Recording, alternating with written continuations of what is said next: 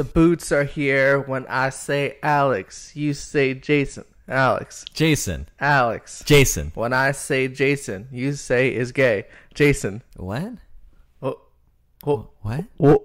Welcome to the Roboboots Podcast. I'm your host, Alex Hanley. With me, as always, is my co-host, Jason Church. This is episode 114 of the Roboboots Podcast, and I think episode 5 of the SuperRoboPlay podcast. So yes. If you'd like to catch them every Saturday on SuperRoboPlay on the YouTubes and on iTunes, usually Saturday as well, sometimes earlier, sometimes later. Yeah, and hey, if you want to donate to the Roboboots Kickstarter, we need some new chords, and we could do a whole link dump. You could like timestamp the YouTube video where we're talking about things. We spent like 20 minutes trying to just get our audio stuff set up because it was just malfunctioning. We've been using this stuff for so long now. It's like, I guess things are getting old. The fucking setup that we have here, it's 2 microphones plugged into a MacBook Air. 1 microphone in a cup. Yeah, one microphone that is in a cup with a coat hanger with pantyhose wrapped around it as a pop filter. Hey, ingenuity, man. Yeah. Ingenuity. So, it's July 10th when we're recording this. Yes, it's hot. 2013. Halfway done. What happened to the year? It's almost gone. I was sitting in my bedroom the other day lamenting over the fact that summer will be gone soon. I know that's so fucking corny, but it's just like the fact that Vancouver weather, it doesn't last. A few podcasts ago, we were talking about, this pre-Super RoboPlay podcast, we were talking about how everything just worked, and there were all these things where it's like, this just works. Oh, our Just Works cast. It was just 15 minutes. I don't know, it might have been longer than that. We're talking about just how all these things, I think it started with like the water table and how water filtration works naturally. We're talking about how there was like Chris Hadfield up in space, and he was able to shoot a laser into his eye and broadcast that information to the doctors down to Earth, and then they bounce it back to him, and just crazy stuff like that. And then you think it's 2013 and there's all this stuff that still doesn't work. Chords. No, not even quote unquote doesn't work, but it's just like we have this weird antiquated way of doing things. Like having a microphone in a cup with this. For like 60 years, 70 years, we've been like doing laundry the same way. Yeah. Where we have these gigantic machines. Yes. These machines that have their own room in the house. They are so big. Yes. That is just a gigantic tub of water that spins around and a gigantic hot machine. I feel like in Japan, they must have something smarter than what we do. In other galaxies, for sure. They don't run into these problems. But it's like we have things like dry cleaning. Why is there no like... That's like giant like room full of just things moving around and... Yeah. Why has there been no innovation in that? Like, it just sucks out. A new system, a new way of doing that. Because people make money as it is now. Yeah, that's the problem. We need a Manhattan Project for laundry. We need a Manhattan Project for so many things where it's like, let's put all of our resources into fixing this. Into washing machines? It shouldn't take an entire day of I have to do laundry today. Yes. Is that why you're busy tomorrow? No, I'm not busy tomorrow because of that. I have a meeting with somebody. I thought you might be just doing laundry all day. No, that should be sometime this week. I do laundry as well. It's an insulting thing to say. What? To imply you must be doing laundry. How is that insulting? Because do my clothes dirty? No, I thought you were does my clothes dirty? Well, they do. Eventually, the stink gets into There's the other fabric. things I can't think of, like. We're finally moving away from like gasoline cars. Yeah, that's what everybody thinks of, and I don't think we should move towards hover cars. I don't think it should be. I don't think it should be the Jetsons. I just think instantaneous travel. How the fuck is Tesla the only real company that's really going like, oh, this electric thing? And even them, it's know. Like, why are we still using this fucking like, oh, have an engine with tires and the drivetrain and all this? Like, yeah. Why is there not a new method of transportation? That's 100 years old, that idea. Yeah. It's like, there must be something smarter. Come on, guys. Let's put our heads... But even like flight to planes. Oh, yeah. Again, ancient technology. Mm-hmm. Things that haven't been updated. Or the look of like... Why not sky snakes? Like... Yeah. Like Rayquaza? Just like something out of Evangelion. Oh, like an angel or something. Yeah. And that's the thing. It's just Why haven't we channeled the power of the S2 engine? Because there's Wonder. Wonder. There's just no reason for it in people's eyes. Like, why spend this extra money on something that works just fine? I saw a fucking product today that is for $8, you can turn your mason jar into a lunchbox. Your mason jar into a lunchbox. Explain. You have a mason jar, which is just a glass jar, everybody. Yeah. And then you fill it like half full of salad, like of lettuce and stuff. Okay. And this product that they sell, it's a cup that goes into the mason jar to separate into the two separate compartments. So you could fill the cup with salad dressing. Could I replace that filter thing with just a cardboard, cutout, circular? Would go bad. What do you mean? It's like a cup. Oh. It's like a cup that goes into the thing, like a plastic cup I gotcha. that fits perfectly into it and creates a seal. So you have two separate compartments in your mason jar. So you could have Oreos and milk. You could have dip and carrots. So it's a bunch of stuff like that. How do you get it out, though? It's like... You unscrew the top and then you just take the cup out. Yeah, you take the layers out one by one. It's $8 and it's like, that's, I guess, a smart idea. Yeah. But the logic comes, why the fuck would I be carrying around a glass jar with me everywhere? That just seems like a dangerous proposition. Yeah. I'm going to ride around on my bike with my glass jar and you fall down. Oh, my Oreos! Oh, no! My arteries! Have a fucking heart attack. That's another thing. Glass. Why is glass so fragile? Why isn't everything Pyrex? I think that's just, again... It's not even resources. It's that people have been doing it for so long that we're so used to just doing it that it's, to shift away from that. You watch that obsessive soda pop thing on Chow. Yeah. Where they have these old pop bottles. Yeah. Where you could throw them on the ground and they'd bounce because they're so fucking hard. Yeah. What happened to that? Why is everything so shoddily manufactured? Why does everybody put profit above quality? Okay. This actually goes perfectly into what I was going to talk about. I'm kicking myself that I don't have the brand. I could go run upstairs and get it, but that's too much work. Growers. I think it is. Or maybe not. Who knows? It's an apple cider. And my mom pointed this out. We've been getting apple cider. It's a nice summer drink to have. It's cool. It's refreshing. And we'd get this, a 2-liter bottle. And we noticed it's like, oh, they rebranded it. Interesting. And, of course, the first thing my mom points out is, wait a second. It used to be 7% alcohol, and now it's 5% alcohol, and it's the same price? What? And that's not the kicker. The kicker is, it's the new premium. The new premium label. It's like, no, you fucking assholes. You took my 2% of alcohol, you got rid of it, and you're still charging me $8.49. But does it taste better? No.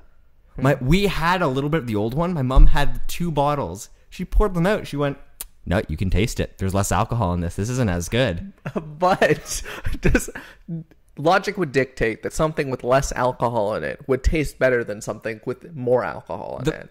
Logic would dictate that. It would. But the thing is, 2% alcohol is negligible. Yeah. 7% is already not enough alcohol to taste it as it is. So I'm just pissed that they would go and rebrand it saying this is the new premium apple cider, where it's like, no. You are charging me the same amount for an inferior product. The way this has been happening to a lot of things. I think we were talking about. I don't know if I talked about it on the podcast. Mars bars or no, it was Reese cups. Reese cups, right? That I got a Reese cups the other day, and I was like, "The fuck are these so small? They're like I don't know. They're the size of like fucking 2-liter the Gatorade cap. Yeah, size. A toonie. They're small. Well, that nobody knows what that means. They're like Gatorade cap size. Yeah. They're just like, I don't know. They were real small, and I'm like, they used to be bigger than this. And I looked it up. Yeah, they've been shrinking over time. And the reason this happens is because rather than them increase prices on things, they just sell you less. It's like either they're going to charge you more or they're going to give you less. Yeah. They need to do something to maintain that profit. Yeah. So it's the same thing here. It's bullshit. Rather than then keep it at 7% and charge you more. Yeah. They're charging you the same amount and giving you less. I just don't like that. I don't like that. It's the thing is, they could just start charging more. And I'd be okay with that. I don't think people would notice. Nobody would notice. Yeah, people wouldn't go, this is 60 cents cheaper than it normally is. Yeah. It's like, that's a smarter idea, I think. If companies were just like every month or something, just increase it by like a cent or like 10 cents. Yeah, 10 cents or something. I wouldn't fucking notice. You go grocery shopping like once a month. It's like there'd be a threshold where like once it hits, it's like, wait, why is cereal $25? I think the threshold would be before that. People are just like, wait, what happened? Cereal's the worst for that though. Cereal, you get nothing. You get nothing.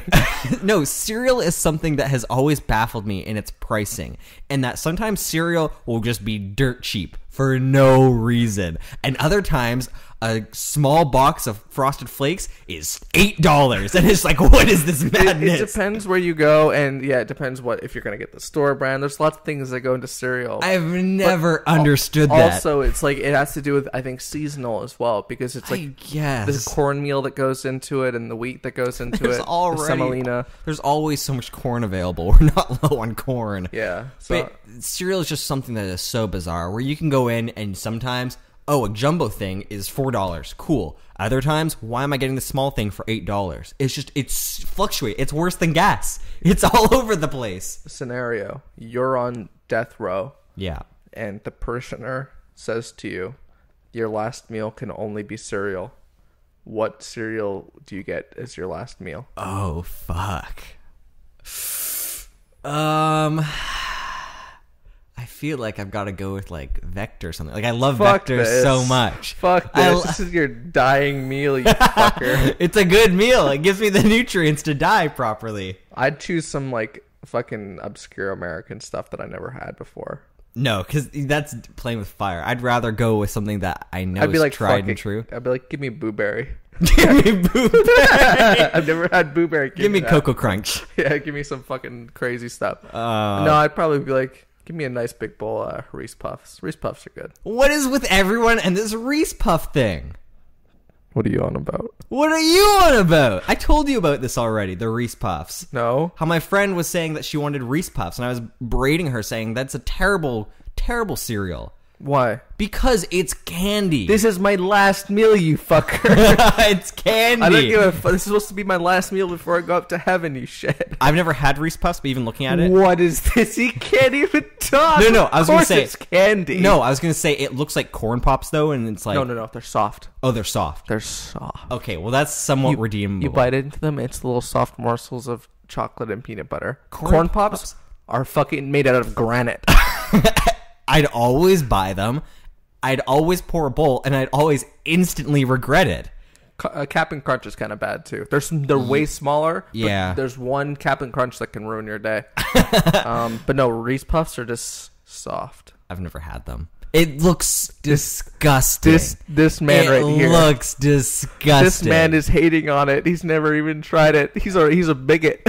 He's a cereal bigot. It looks like the worst. You know why I probably hate it? As a child, I remember I have a distinct memory. I was like 3 or 4 in Florida, and we were going to Disney World. I was with my dad, my uncle. One thing, Reese Puffs are the most expensive.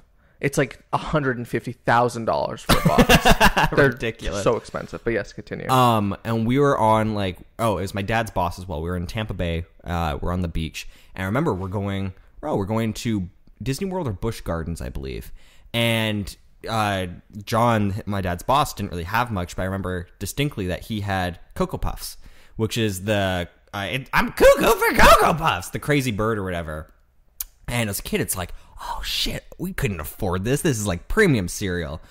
And sure enough, you pour a bowl and it's just full of Cocoa Puffs and you put the milk in. And it was just the worst. Why? Because it was so chocolatey. I just felt terrible the entire day. I couldn't enjoy the theme park. I remember I was just like having the shits and stuff. It was just so bad. And ever since then, it's just like chocolate and cereal do not go together. That is a bad combination. I think that's just cereal. It's as much as people like cereal, to me, cereal is like an evening thing. I can't do cereal in the morning. No?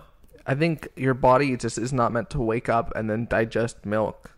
Yeah. I think that's so unnatural. I'm so used to it. That doesn't bug me whatsoever. I used to like wake up, okay, let's have a bowl of cereal, and then I'd be like, okay, let's go to school, and I'd be like, oh, I'm going to shit my pants. I need to shit so terribly, painfully, so bad. And then you cut out the cereal, it's like, oh, I'm fine now. Huh. But it's like a good nighttime snack. Like I eat it at night too. It's like a dessert, basically. It is, essentially, depending on what you get. If it's a dessert, you can have Reese Puffs. Fuck you. We're gonna have a behind the scenes where you need to eat a fucking box of Reese Puffs. A box? Yeah. A whole box? I remember one day my dad came home and he was like, okay. And my friend... he was like, okay. Okay. My friend Stuart was over and he was like, look what I got. And there's a section in like the grocery stores where they have all like the discount stuff where it's just like, we got to get rid of this shit. Yeah. There's like one section that's got like green borders where it's just like, oh, yeah. buy this crap because they're going to throw it out otherwise. Yeah. He bought, I think it was 20 boxes of the Pokemon brand cereal. Because they were like... What? They were like 20 cents each. What? They were like moving this out. And we're like, what the fuck? Pokemon brand cereal was basically just Alphabets. It was just like... It had little marshmallows too. Yeah, no, that Alphabets had marshmallows. No, Alphabets didn't. What is the one with marshmallows? Lucky Charms. No, but there's an Alphabets that has marshmallows. There's regular ones, and then there's one that has marshmallows. Maybe. Yeah.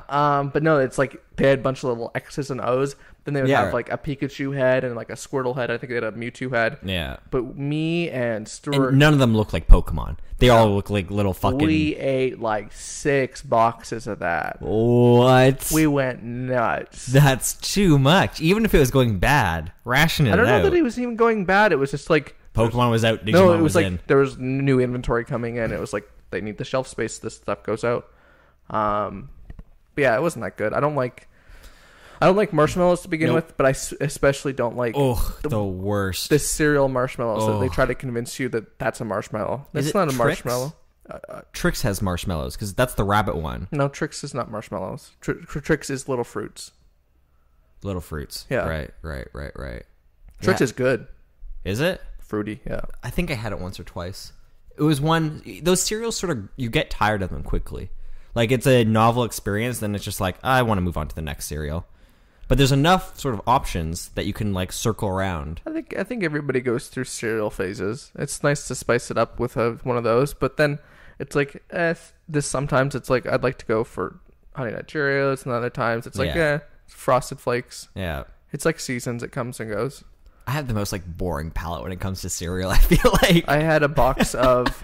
It wasn't Honey Nut Cheerios. It was Cheerios, but they were banana flavored. Ugh. It was okay. I don't like bananas.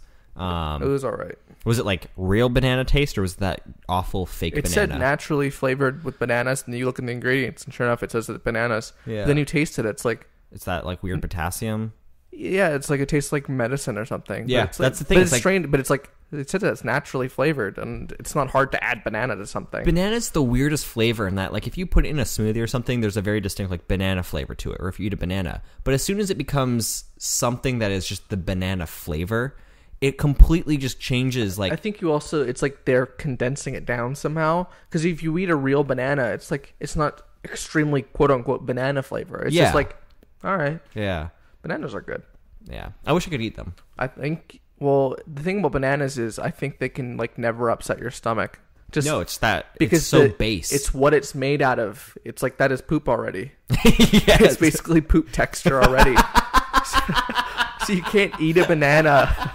It is. You can't eat a banana and have it upset. Little stringy bits in the banana. Your stomach will never have a problem digesting that because it's like, we know this. We've got this covered. UPS Brown has got you covered. Bananas go good in cereal too. They do. Oh, cut-ups. When I was a kid, I remember I used to have bananas in cereal a lot, as well as my mom. I'm not sure if you ever did this, but peanut butter and banana sandwiches. Yeah.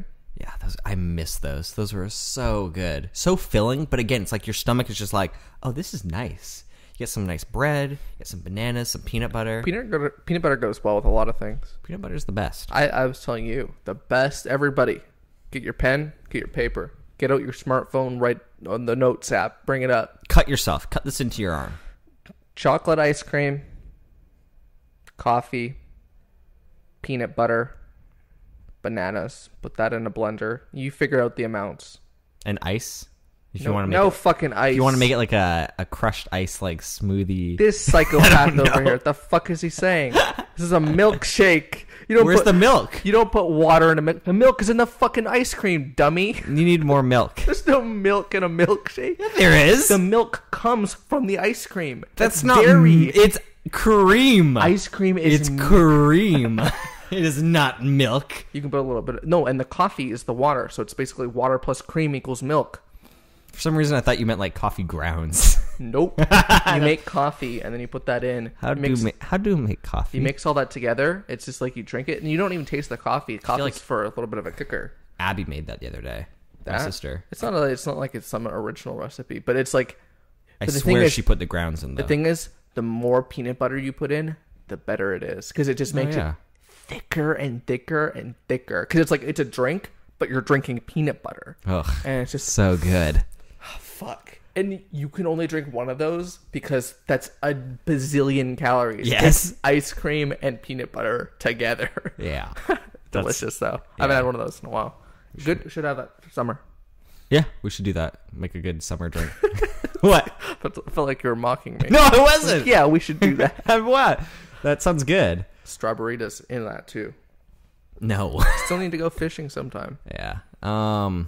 Let's figure that out. You know what? Do you know what day Grand Theft Auto comes out? September 17th. 2 11th. months away. 2 months away for Grand Theft Auto. Pokemon's a month after that too. I know you don't care, but I'm just saying, like, that's soon. It's like I don't realize how. GTA Pokemon. Why did you put Pokemon above GTA? I didn't. Okay. I had my hand up towards the ceiling and I said GTA, and then I had Pokemon by the floor in the depths of hell with Lucifer himself. We should talk about that though. The GTA gameplay trailer. I thought you were gonna say because I've been reading a book about anyways. GTA, yeah. Yeah, I was going to talk about your book that you're reading. Inferno, which is all about Dante and everything. So, anyways, GTA. Dante Church. Dante Church. I can't even remember what my quip was to that. There was an old podcast forever ago where we were talking about like baby names, and Jason said Dante Church, and I was like, that's such an oxymoron. That's like green tea McDonald's, something like that. It's not that's the thing. I hate the fact that Devil May Cry has ruined like the Dante Virgil sort of namespace. Because it's like, no, I'm a huge fan of the Divine Comedy and Dante Alighieri, and it's just like that's a cool name. And it's like, as soon as you say Dante, the fucking white-haired guy, it's like, no, you fucking asshole. The guy from the other video game, Dante's Inferno. No! No! Would you like that game now? I didn't play it. But would you like it now? What do you mean now? I don't know. Jason's confused. I don't know what's changed. Let's talk about fucking GTA, goddammit. Yeah, so they put up a gameplay, like a 7-minute gameplay trailer or whatever. 5. Rockstar Games. So good. Grand Theft Auto 5. How did you like that, like, Wii Fit trainer voice that was going over top of the whole thing? That's not what it sounded like to me. This is like a nice woman. It's like a nice, informative woman. It was weird. At first, I was like, don't talk down to me. And then I was like, yeah, keep talking to me.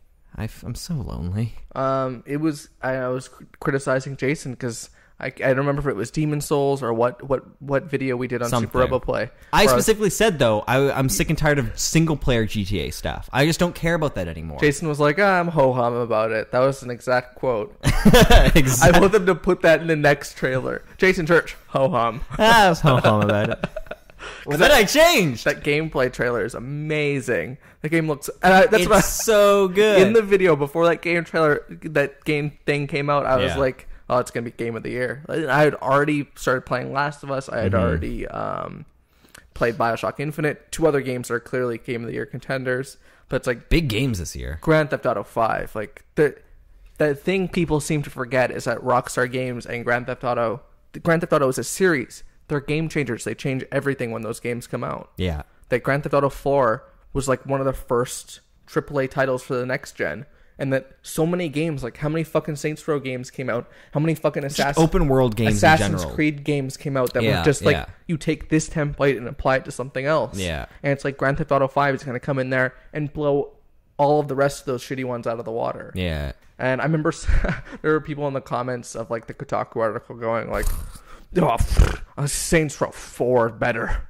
Have you seen Saints Row 4? I've never played them. I don't really... Saints Row 4, you're the president now, and you're the president now. Okay, and you have superpowers. Okay, and they're aliens, and just like it's insanity. It's turned into like Crackdown, basically. Yeah. You're jumping from building to building, like That sounds kind of fun, blowing shit up, but it's not trying to be GTA anymore. No. They knew this was coming out, and they're like, we can't do that anymore. We need to get it as far away from... It's turned into like a superhero game now. Yeah. It's like, okay, I guess that's something. It's fun, I'm sure. People love those series. Yeah. I played 2 for 15 minutes and couldn't stand it. Well, that's the thing. The first opening mission to 2 is horrible. I played the demo of 3 last year. 3 is free now for PS Plus. Is it? Yeah, that's right. And I don't know. I couldn't get into it because it's like it's so silly, and it's the fun of GTA for me is making like your own fun of driving around and crazy things happening. But Saints Row, it's like it tries to scaffold that experience for you, and it's like, no, it's like I'll make my own ridiculous scenarios happen. You know, when something funny happens in like the GTA Let's Plays on Rooster Teeth, it's like, no, that's fun. And I just don't like how they try to like force that into you. For me, all I do is just drive around. That's all I've ever done in Grand Theft Auto. Just like drive around, not even kill people, just drive around, not even explore, just drive. Just drive around. You just like driving. That's all I would do in Need for Speed Most Wanted. I wouldn't really do the races. Yeah. I just like driving around really fast. That's all I like doing. Yeah. The driving looks good in this game. There's one move where he just swerves across. And you think, like, I'm watching this, he's going to crash, right? And then it's like, well, of course he's not. This is a gameplay trailer, but it's like, he has to crash, right? Yeah. No, he doesn't. We'd crash. We'd be. I know. I make some pretty. I'm pretty good at the driving in GTA 4. Oh yeah, as good as you can get. Roboboots Let's Play where you drive that police car right into that fence, and you're like, "Oops!" I don't remember this. Yes, you're like. I didn't watch the last one. Basically, you're driving, and it's like I tell you, I'm like, go left. You're like, nah, I got this. And then you just like start to slow down, and you just lightly bump into the fence. Like you don't even drive fast enough to like knock the fence over. You just bump into it. And then somehow we phase through the fence. Sweet. It's just like terrible driving.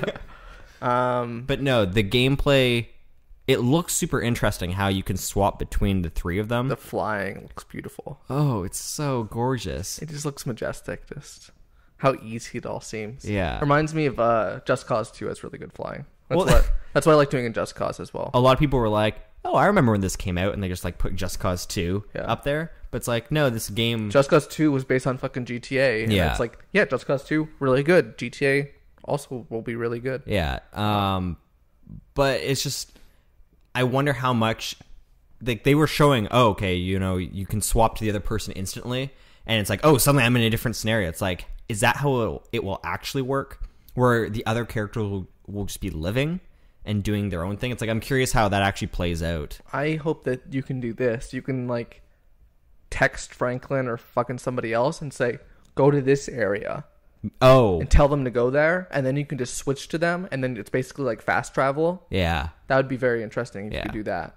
But with those kind of mechanics, you had talked about how you expect that by the end of the game that you're going to have like one character left. And now, like, looking at this, it's like, do you still think that's going to be the case? That changes what I'm thinking. But at the same time, it's like, if the single player thing plays out and that's like the final sort of, oh, you have to choose between these 3 guys who like the lives. final mission or something. Yeah. And it's like, in the end, it's like, oh, the other 2 guys are dead. But it's like, who knows how much that switching mechanic will actually play into the actual screwing around. Because it's like, once you beat the single player game, all you have left to do is screw around. Yeah.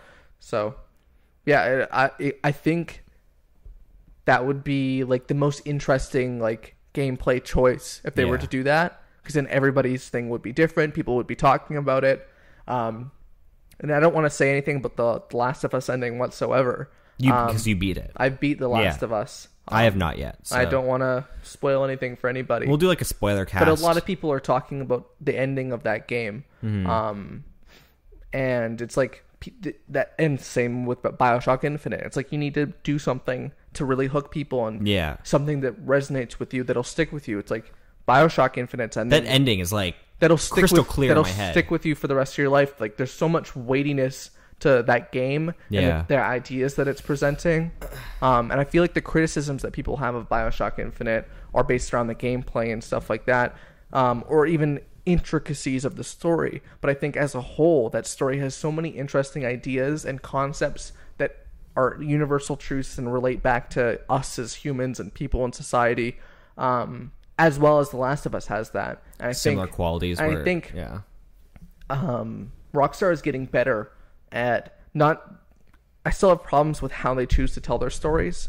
Red Dead Redemption is a lot of go from point A to point B on a horse and have someone talk to you.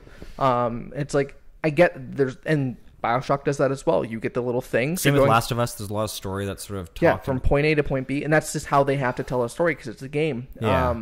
But how Red Dead Redemption ended with the ending, and I think it's okay to talk about the ending now because that was a game that came up 3 years ago.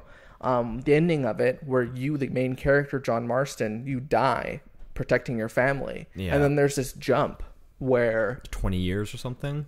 I think it's less than that, but now you're playing as John Marston's son, and you're getting revenge for your father's death. And it's like, that's something that stuck with everybody, and it was like a very good Western ending, and something that people were talking about, and it's like, you need to do something in the last bit to hook everybody. Yeah. And especially as well, I feel like a lot of people made, like, I've never finished Grand Theft Auto 4's story. No? No. No, I did. Oh, I actually beat it. For whatever reason, I stuck through it to the end, and you do the whole ending sequence, and it's similar where it's like I vaguely remember of you having a choice between killing someone and killing your cousin, or that's the thing, I can't remember. It's like saving your girlfriend, something like that.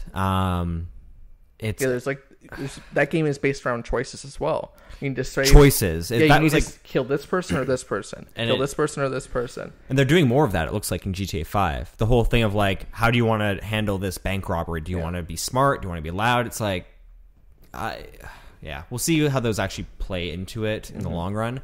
Because GTA 4, the choice system felt very artificial. It didn't feel like it actually changed anything. And it's just like, well, why did you waste time creating two scenarios when ultimately it doesn't matter? I guarantee it. What do you mean? I just mean in GTA 4, the choices you make, it's like it affects it, but at the same time, it affects it so, like... Yeah.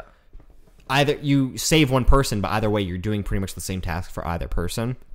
It's not really like... Well, and you look at what a game like Mass Effect has done with all of its choices, but then you have it boil down to almost nothing. Like, there's so little, and they try to rectify that, but in the end, it's like, it doesn't all quite add up, but I think that's the route that games are going. Some games...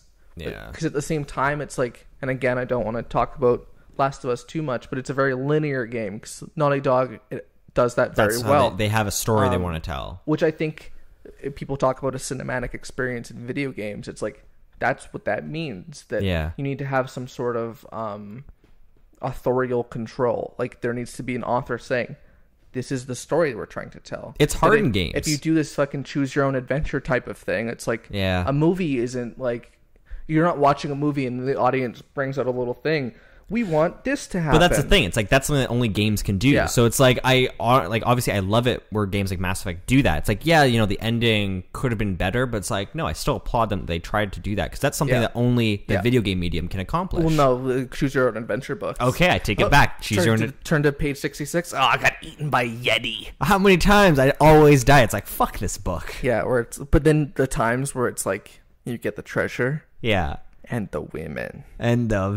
Some of them were so insane. It's like you're an astronaut and it's like there are a bajillion different endings. And some of them it's like, you are the king of this planet now. It's like, yeah, I am. We'll like rip that page out and be like, I got it on the first try. Everybody. I finally did it, everyone. It's like I read a bunch of those as a kid. They were fun. Yeah, those were fun. Yeah. Everybody cheated though. Oh, of course. Flip through. No, it's just like you have two choices. Well, let's see what the two choices are. I'll go with this one. Yeah. Okay, then I'll go with fuck. God damn it. It's almost always the one that seems less like fortuitous for you to choose is the one that you should choose. Where it's like, hey, do you want to go through the dark cavern filled with bats, or do you want to go through the valley? And it's like, okay, I'll go through the valley. Oh, you got eaten by a bear. Fuck. I'll go through the cave. I got eaten by bats. No, it's like, I'll go through the cave. Oh, yeah, there's treasure in the cave. You win. It's like, fuck yes. Treasure. Yeah. Treasure. Those endings were always so abrupt, though, because it's just like, yeah. Oh, I did it. An anvil fell on your head. I guess I won't read the other half of this now. I guarantee everybody's favorite character in Grand Theft Auto 5 is going to be Trevor. Which one's that? The crazy one? Franklin is black. Michael is the main guy. Yeah. And yes, the crazy one. I look at him and I'm just like, I don't The want thing to play is, as him. they're hiding so much about what is going to make him tick that we're going to find out something about him where it's like, oh, this is why Trevor is the way he is, and that's what's going to make us like him. Yeah. The same way, again, don't want to spoil Last of Us, but it's like, why is Joel the way he is? And then you find out why he is the way he is, and that's what makes you grow to like him, because you've gone through the same things with him. Yeah. I was going to say, like, for me, I've only played the first hour, but it's like, it's pretty apparent from the first hour of like, well, this is why he is. Yeah, it happens in the first very portion of the game, and then it's like, all of his actions in the game can be tied back to that. Yeah. That is his motivating force in the game. I'm not going to spoil it. Obviously, if you haven't played Last of Us, go play it. That first intro, though, is just like, holy fuck, what a good game this is going to be. We should, when you beat Last of Us, I think we'll probably do like a Last of Us spoilers cast. Yes, definitely. Like we did for Mass Effect, because there's a lot to talk about. And yeah, the ending is really, I think it's a beautiful game. I think it's Naughty Dog's best game that they've done. And I think they make some really bold choices that a lot of other developers would sort of shy away from. Interesting. I'm having a good time with it. It took a while, and I think the multiplayer has actually helped. You and I have been playing the multiplayer a fair amount, you much more, but I was playing the game, and it was getting, I like chose hard right off the bat, because I was like, no, this will be fun, but it was really hard to get into the experience of, oh, here's a Naughty Dog game. It sort of plays like a Naughty Dog game, but I want to play it like Uncharted or something and be like reckless. And you learn fairly quickly. It's like, you can't play like that. You have to be smart. But just like, I couldn't, I was being too like forward going with it. So it's like the multiplayer has taught me to restrain how it's like I play. It's like, no, you got to be slow, methodical. I'll talk a little about the multiplayer now, because is there anything about GTA 5 anything that we haven't covered? They showed like the multiplayer at the very end looks amazing. Looks like a ton of fun. And it's like, is it always online where you join into like a server based world? I don't know, but it's like, I'm stoked for that. Yeah, so stoked. So yeah, can't wait for them to show more of that. And I hope there's more buildings you can go inside of. That final shot of multiplayer, you're inside of a building. Yeah, and it's just like...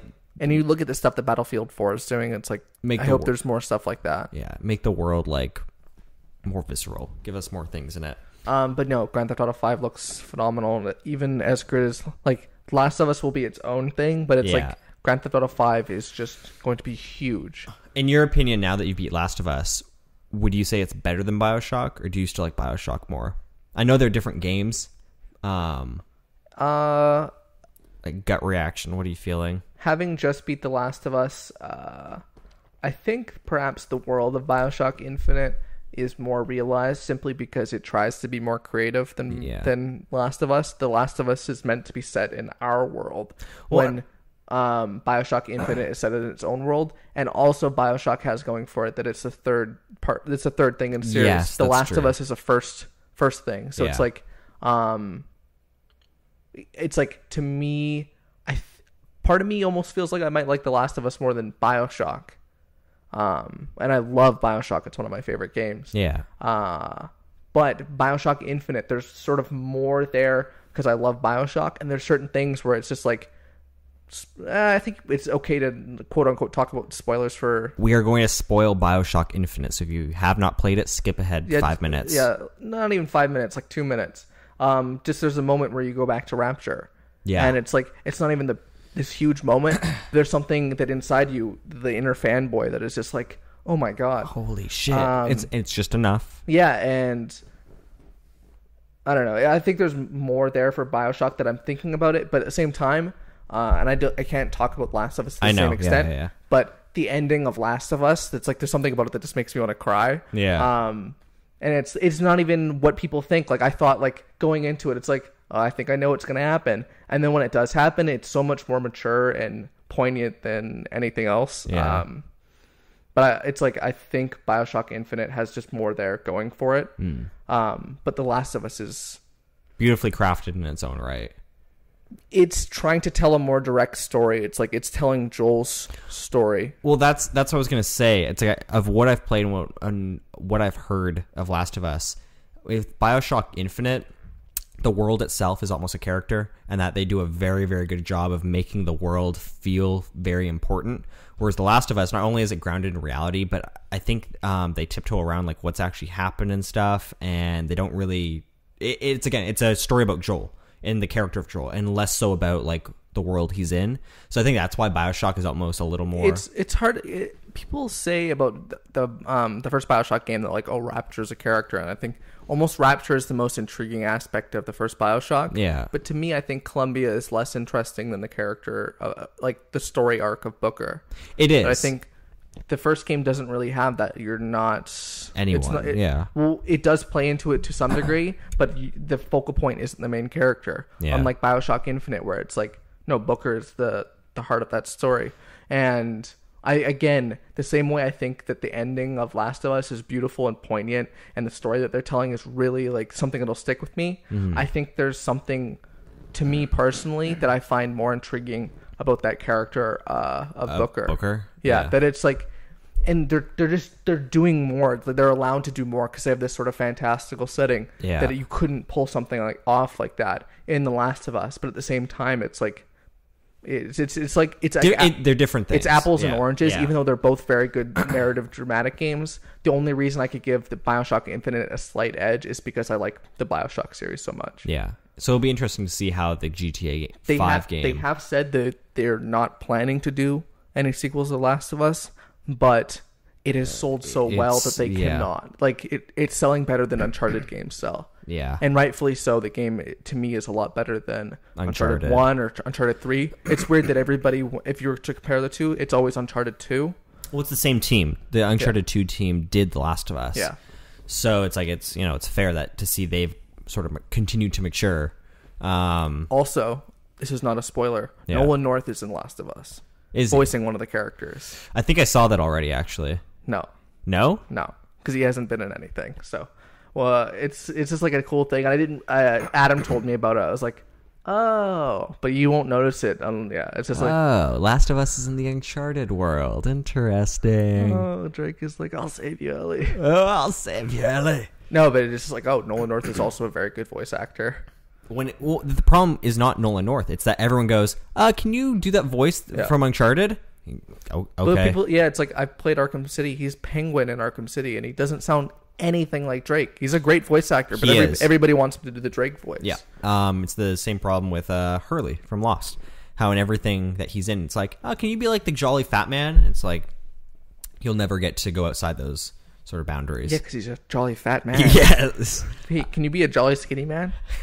No, I can't. No. I love eating too much. No, dude. But yeah, the voice acting though, the fact that fucking BioShock Infinite and Last of Us, it's the same voice actor for both. Yeah. Joel doesn't sound anything like Booker. It's like, it's there obviously because it's the same person, but he does a very good job of just being like a different person. Yeah, it's sort of like Ellie. It's weird, those games. Smelly Ellie. Yeah, those games will always be sort of linked together because it's like it came out the same year, close them together, and the fact that they have that Troy Baker thing, but it's like Troy Baker, fucking voice actor of the fucking century. He is the new Nolan North.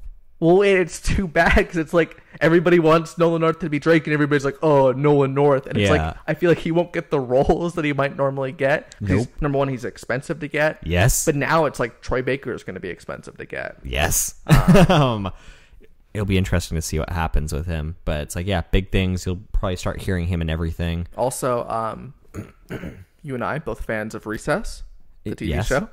No, what? Which character on Recess is Ellie? Spinelli. You'd think that, but no. There's only one other girl, so... Gretchen? Yeah, Gretchen Grundler is the voice of Ellie. Gretchen Grundler? Yeah. What? It's Ellie, yeah. Weird. Also, in the Mel Gibson classic, What Woman Want? Yes. What Woman Want? What Woman Want? The actress who plays Mel Gibson's daughter in that is Ellie. I can't remember that. Yeah, okay. As much of a fan of What Women Want that I am. What Woman Want? I cannot put a face to that, unfortunately. Yeah, but she's like 29 playing a 14-year-old. She's what a really good. Fucking stupid-ass movie that is. What Woman Wants? Yes. Why? Because it's like, I remember he's this big CEO or something. No, he's an ad man. Like whatever. and he has all these women products that he has to go home, and he's like, I'm going to figure out what I'm going to do. And he's like putting things on his face, doing things in his hair, and he falls into the bathtub and zap, zap, zap. Oh, I can understand women now. What a stupid fucking movie. But it's just the premise. It's like a means to an end to tell this story about, It's so dumb. It's like anything else in a movie. It's like it's just a plot device they're using. That's a good movie. That's a well-written, like, charming movie. Is it? Yeah, that was a very well-reviewed movie. And I don't know. From my memory, that was a stupid scene. That was a movie that cost like $60-ish million to make. Why? Mel Gibson. This was like a few years after Braveheart. Yeah. Huge star back at the time, but that movie made $350 million. It's a huge film. Chick flick, and guys liked it too. I guess people just wanted to know what women want. What they wanted to know. But no, he was like an ad man like Don Draper. I've seen that movie a few times. It's like, yeah, it's really charming. Who was the woman in that? Helen Hunt. It was Helen Hunt, right? My grandpa really likes Helen Hunt, so he likes that movie too. Yeah. But it's like, yeah, inoffensive movie, but it has good writing, and it has Ellie in it. Smelly Ellie. Smelly Ellie. I did not realize. Yeah, but yeah, I'll be interested to hear your thoughts when that ends. I just hate it. I just despise it. Stupid game. Fucking hated it. It's the worst. It's not one of the... It's like... It is interestingly divisive. I was reading what people were talking about it and stuff, and how it's like, wow, my opinion really differs from what other people think of it. Like people not liking it, or just like not enjoying what happens? It's just... The ending happens, and... There's a lot of different things you can think about it. Yeah. It's not... It's like... I can't really talk about it. Yeah, that's fine. Some people have some opinions on it, and it's like I have my own opinion on it, but it's like that's what makes it a good ending. Yeah. It's not like a Lost thing where it's like, oh, what? Yeah. It's just which BioShock is a little bit, where it's like, I guess this is how some of that, but it's like, to me, BioShock isn't exactly ambiguous. No. Yeah. It's just there's a lot to chew on after of like, well, how did they get to this point? Mm-hmm. Anyways, we'll have a proper Last of Us discussion in a week or two, probably. That's the next thing on my sort of list. Like, I had this book I'd been reading that I wanted to sort of finish and then get to Last of Us. I also started Game of Thrones, and I watched, like, I had just too many things, and you get to the point where you sit down and it's like, what the fuck am I going to do? It's like, I guess I'll play like a little bit of Last of Us, but then you go to the book, and then you go watch stuff. It's too much. Yeah, I was going to say too, you might see some Last of Us SuperRoboPlay stuff as well. Yes. I'm not sure if we'll do single player, because it's like having beat it now. Oh, I can see how we could do it. Yeah. It'd be similar to how we did BioShock, but it's a shorter game. Especially now that I've beaten it, it's like it's more linear than BioShock is. It is. Yeah, we both beat the game and then we do a replay of it or something. And don't spoil it for people, but perhaps people who have Xbox or don't have a PlayStation 3 can watch our thing, and it would only be like 7 or 8 parts. Yeah, we'll see. There's a lot of like big channels that have already done it, so Poopy Pie. Poopy Pie. Yeah. But I think multiplayer stuff would be interesting. And that's what I wanted to talk about, because I haven't talked about that yet. Yeah, you've played it a bunch more. We've got some friends who have also been playing it. And it took a bit to get into it, but it's like once you sort of get the feel of it, it's like this is a very well crafted. To me, it reminds me a lot of Mass Effect 3's multiplayer. Yeah. Even though Mass Effect 3 is always horde mode. It's like they took the Mass Effect 3 stuff and then they put a little bit of like Metal Gear Solid in there. There's like just a little bit. I don't know if you ever played SOCOMs. No. Okay, it reminds me of SOCOM, but that was such a long time ago that nobody gets that. What does that mean to anyone? I remember playing like SOCOM 2 and stuff, but it reminds me of that, which I guess Metal Gear Solid inspired as well. The online stuff, which like was never that great, the Metal Gear Online stuff, but it's like it reminds me a bit of that. Sure, yeah. It doesn't remind me really at all of Uncharted. It's multiplayer. No. Uncharted multiplayer, I can't really stand. There's such a disparity among levels, and I don't get that from Last of Us. It's just whether it's a little bit. It's whether or not the other team is communicating well with that each is other. Definitely the bigger. If they are a party and they are actually talking and communicating, they will beat you, because you can say, this person's here, go kill them. Yeah. But no, playing with Adam and playing with Chris has been a lot of fun. Last time we played, last night, there was a guy named I'm Panda on their team, and it was like going back and forth. And I just noticed he was killing me a lot. And then we played a game where he was on our team. I was kind of pissed at him because he kept killing me. Yeah. And I kept killing him too. So it was like this back and forth thing. To back up a bit, the multiplayer works. There's 2 different modes. There's survivors and then there's... supply. Yeah, supply. But basically, we've been playing survivors mostly. Supply raid. Supply raid, which is you have 4 people on your team. It's 4 versus 4, and it's kind of like Call of Duty Search and Destroy that once one person dies, they're dead for good. Yep. There's no main objective. It's just a matter of killing everybody on the other team, and then everyone's dead. The big thing is that you can like collect parts throughout the map to craft things, and you can also kill people and take parts off of them. And there's a whole like meta game around that, but it's not really there's super a lot of important. Facebook stuff. It's like you're going from week 1 to week 12 and seeing how big you can grow your faction. Yeah. And you get stuff from, if you win, your faction grows bigger. It's people from your Facebook friends. But that's, the whole metagame. And that is interesting as well, because I was on fucking week 12 and you get these missions. Already? No. I was on week 12 and you get these missions along the way where it's like, hey, your faction can grow 10% if you do these objectives. Yeah. And then there are 2 in week 12 where if you fail this mission, 100% of your population will die. Ooh. You get 2 of those in week 12, and I fucked up the second one. Everyone died. Oh, fuck. Yeah, and that resets everything. Oh, fuck. You get to keep all your gear and all that kind of stuff. Yeah. You just lose all your people and all that. So I got to work back to get that progress. Brutal. Anyways. And I have like 77 survivors. Yeah. But I'm on week 3 or 4. Which is what I'm on currently right now. Which is good, but the thing is, like, you have to consistently play good. The bigger that number gets, and if you start playing bad, those people die. Yeah. But no, I was playing yesterday with this guy. I'm Panda. It was going back and forth. We're both killing each other, and then he was playing on our team. And then I decided I'm gonna mock this guy. I'm just gonna. What do you mean? I'm gonna follow him around and mime his every movement and intentionally stand pretty much exactly where he's standing, and just. Everything he's doing, I'm going to also do. Why? Because he kept fucking killing me. And I was so pissed off at him. Where I was just like, I'm just going to do this. And I would literally just follow him around like a puppy dog and do his every move. If he's crafting something, okay, I'll start crafting something too. Yeah. All right. And I was stealing his kills and stealing his executions. But we were winning. And he eventually left. And I did that for like 3 or 4 rounds in the game. Yeah. And we won, and then he left. And the thing is, I couldn't shake playing how... I jokingly said to Adam, I'm going to do... Like, I'm copying him, and I'm doing it to get better. By doing that, I play exactly like he plays now, and I'm way better for it. Are you serious? He never crouches when he's running around the map. You can crouch to hide behind cover. Yeah. He's always just walking around. You don't show up on the radars when you walk around. Only when you run? Only when you run. And he never runs and he never crouches. So he's always just walking around. Nobody else does that. You move faster when you're walking than you're crouching. So you can get to their side faster than they can get to your side. And you can just start flanking them. Oh. So I would do that. Interesting. And also I added Brawler to my character thing. And Brawler, it's Brawler 2, which costs like 4 loadout points.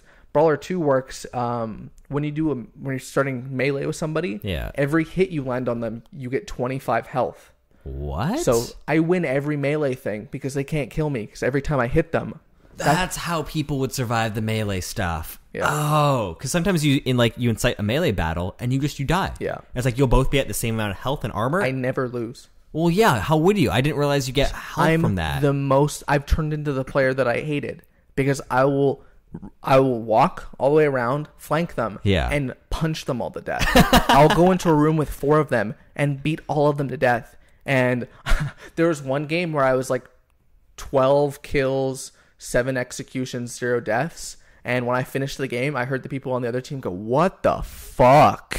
Where has it finished? Because we won 4-0 in like 5 minutes. Yeah. I just went in there and completely decimated them. What the fuck, dude? I have the bow, which is that's my... I've been waiting to unlock that. You get it, and you haven't got that. You haven't got the bow in the single player? No, I know bow, like, it's the same in Team Fortress 2, where the sniper eventually gets the bow, and it plays completely different. But it's like, once you get used to it, it's like, oh no, this is the best weapon. it's hard to say. Like there are much better weapons. The benefit to the bow is that it only costs 3 loadout points. Yeah. But the rest of the silence weapons all cost 4. Yeah. So silence semi-auto is better. Silence hunting rifle is better, but bow only costs 3. Plus, it's a bow and arrow. But the thing is, in single player, it takes Joel a while to like extend it. Yeah. In multiplayer, it's instant. Like, So I'm playing with that, and yeah, we were just wrecking shop once I completely stole that other guy's playstyle and then added Brawler onto it. Ugh. So, and Adam was doing the same thing basically, and it was just a matter of like just follow and do what I'm doing, and all of a sudden we're winning. Also, everybody goes to one side or they go to the other side. They either go to the right side or left side. No, just go up the fucking middle. Just slowly walk up the middle. Nobody ever thinks to do that. And then you can get behind them. If there's one person who thinks to do that, just punch them to death. Yeah, and the thing is, if you walk up the middle, you can look left and right, and just see, okay, and tell Adam, oh, they're on the left, they're on the right. Yeah. And then you can dissect them. He can go up one way, I can go up the other way. Yeah. And yeah, it's a lot of fun. And this makes me want to play Last of Us now. Forget recording the rest of SuperRoboPlay stuff. We'll just play Last of Us all night. That's why I keep playing Last of Us. It's so much fun once you just like completely kill them. And we had 3 people, and that's why I was inviting Jason to play, so we would have had 4-on-4. But I think we'll see some multiplayer of Last of Us, especially because it's like, if we can get like Adam and Chris, like people won't be able to hear them. Yeah. But if we can get them on our team, it's like we won't have a stupid team then. Yeah. And we can even have Skype going while we're recording, so they could hear us or something. Figure something out. Sure. Figure out how we could get them through SoundCloud and stuff to also SoundCloud or Soundflower. Yeah, no, there are technical ways of we can add them to the thing. But, it's like it'll still be us mainly, but they can chime in when they want to. Have a fun 4-on-4. Well, we wouldn't even need to do them through Soundflower if they just all recorded their own audio as they were doing. Or that too. Yeah, that would work. So look forward to that. I think we will do that because I've been having a lot of fun with that multiplayer. I've almost unlocked. There was one fucking thing where I need to be in week 12 and have 85 population. Yeah. I was in week 12 with 77 and I died. What does it unlock? Some skull mask. Oh, nice. I currently have all the other masks. There's one mask where you look like fucking Bomberman Act Zero, and that's my favorite one. Remember me? And you saw my emblem too, the psychic energy. The psychic energy. I've seen some really cool emblems on that. People must be like looking up designs on the internet. Yeah, like things where it's like, no, this is clearly like they put in certain things that you lay this, you lay this, you lay this. Oh, and all of a sudden it's this thing. Yeah. So they're clearly like pre-made designs in with what's already there. Yeah, I haven't really had a chance because like I don't have them all unlocked, or maybe I do. I'm not sure how long it takes to like unlock them all. Yeah. But once I do, it's like I'll come up with something. Yeah, I haven't even unlocked all of them because a lot of it's population based. But it's crazy that a game that has such an amazing single player also has such a deep multiplayer, which I know has to be updated with other things. Like if they add a horde mode where it's will though 4 of your guys against the clickers and stuff. There's no way to do any microtransactions, are there? No. They need to put that in. Like Mass Effect 3, brilliant. Yeah. Because it's like every now and then, I'll spend $1 or something. I think because they already have the DLC on the way, and I think when they add the DLC, they'll probably add like multiplayer stuff. Yeah. And I can already it's like 3 like single player DLC things. Yeah. And I'm already kind of like, oh, I kind of know what these will be. Interesting. But no, it is weird how it's like never mind. Ellie has no comic books. What? Okay. No, throughout the game you have to collect comic books. Throughout the game you collect these little comic books because Ellie likes reading them. Oh yeah, no, I haven't done that yet. But the comic book is called Savage Starlight. Yeah, and it's just a comic book about space or whatever. And I thought, no, the third DLC for Last of Us, they do a Blood Dragon type thing. The Last of Us Savage Starlight. Yeah, I could see them doing that. Yeah, and cool. They'd be really cool. Yeah. As a complete side thing, yeah. But. No, I was going to say, it's weird how it's like, Mass Effect 3 came out, great single-player game, fantastic multiplayer game. It's like the exact same thing. I played the single player, and then I spent so much time playing the multiplayer. I probably put more time into the multiplayer than the single player. 10 times more time into the multiplayer than the single player. And the thing is, I was telling Adam about how dominant my guy was in Last of Us. It reminded me of when I got my Turian Havoc build, which is the Turian with the jetpack, where it would just be like... I would turn into a madman where I look like an eagle attacking like a bug or something, where it would just be like slam into them full speed, go back, slam into them full speed, and it would kill. Yeah, and No. if only it could be. There's no like PvP in Mass Effect. That's exactly what I was gonna say. It's weird how Mass Effect had horde mode only, yeah, and how this is like PvP only. We played so much horde mode that I don't exactly miss the fact that it's not in the game, because like I'm so used to playing that. But it's like, yeah, how they never did the PvP stuff, and how Last of Us is just completely PvP and no horde mode. Yeah. So it's like maybe they won't add it later on, because it's like, you know, even now, it's like I still wish I had Mass Effect 3 on my PS3 to go back and play that horde mode, because it's like that's just a fun game. Yeah. There's so many characters and classes. They kept doing stuff like we played it on Halloween. They're like, hey, we have Halloween things. Yeah, like, fuck yes, thank you, EA. Like, that's cool. People harp on EA. They're a good company. It's not. People act like they're the worst. It's the developers. Developers. It's like if they're good developers, they're good developers. You know. A lot of times EA and publishers have to step into companies and make changes because the developers aren't pulling their weight. And it's like they need to figure something out of how to make it successful. It's Madman, man. The developers are Don Draper.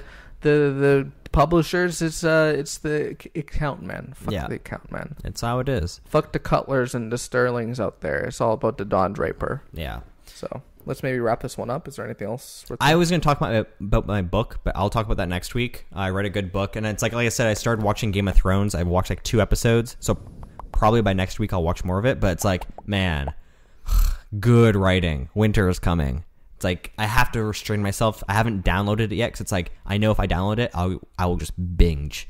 But it's like, no, I see why everyone's so like hyped up on it. It's a good show. I'm not sure if you've watched it at all. I haven't downloaded it. I just haven't watched it. Yeah, it's like you watch the first one, you're like, oh fuck, that Blondie. Whew. Yeah, it's interesting. I have like a kind of a prejudice against HBO shows. Like I've seen the first season of Sopranos and I enjoyed it. But I remember a lot of people were buzzing about Boardwalk Empire, not to the same degree that they did about Game of Thrones, but that's another HBO show where it starts off really strong and then season 2 ends really poorly. But it's like they still have like 4 seasons of Game of Thrones. And the thing is, that's what I'm worried about. HBO had a show called what the fuck was it called? Carnival, I think it was called. They got canceled after 2 seasons. They had a show called Rome, which was very big. I remember a lot of people Rome. watched it. Yeah, my dad watched that. That got canceled as well. Did it? Yeah, after 2 seasons. It was too expensive. Well, I know it was expensive. Yeah. It looked expensive. Game of Thrones, also very expensive. It's, I think Gus on the podcast was saying it was $6 to $8 million an episode to film. It's incredibly expensive. Fantastic production. Yeah. Fantastic. But the thing is, it's like, will it get canceled? Well, it's still really popular and it's still like that. Yeah. But if you look at a show like The Walking Dead, which is more popular than Game of Thrones, hugely popular, very cheap to make.